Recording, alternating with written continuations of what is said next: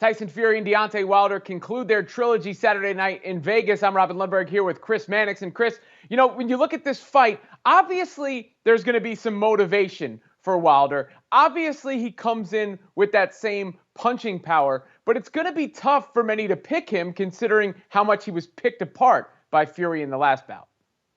Yeah, the outcome of the last fight isn't as relevant as kind of how it played out. And that was a complete destruction by Tyson Fury. Some of the variables, though, I'm curious about coming in include Deontay Wilder's trainer change. Wilder went away from Mark Breland after the last fight, employed Malik Scott, a former heavyweight himself. And, according to people in their camp, there have been some substantial changes. Now, how will those changes manifest themselves? I mean, will we see a different version of Deontay Wilder, more dangerous version of Deontay Wilder? I don't know. And on the Fury side, Sugar Hill, his trainer, said this week that Tyson is probably going to come in 20 pounds heavier than what he came in for that last fight. Now, if it's muscle, that's great. But Tyson Fury has had weight issues over the last few years of his career. And if it's just kind of added padding around him that makes him a little bit less fast, maybe a little bit less durable, that could work against Tyson Fury. But it's not going to be costume weight, right? I think one thing's for sure, Deontay Wilder will not come to the ring in a costume that weighs 40-plus pounds. Yeah, but you mentioned that with Tyson Fury, and that's a legitimate concern. As far as how this fight may turn out, though, does Wilder need a knockout to win? Is it the kind of thing where Fury could win and stop him or win on decision, but Wilder's going to have to land that right hand?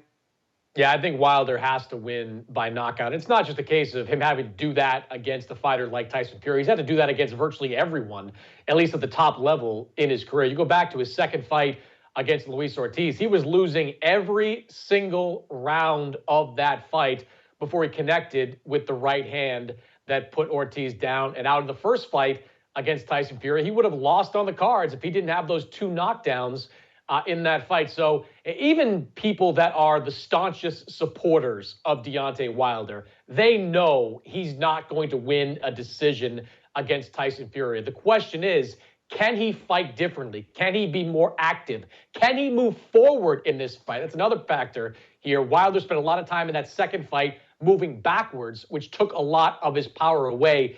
Can he be the dangerous puncher we have seen for the better part of the last decade? Or did Fury break something in him in the second fight and is going to completely put him away in the third?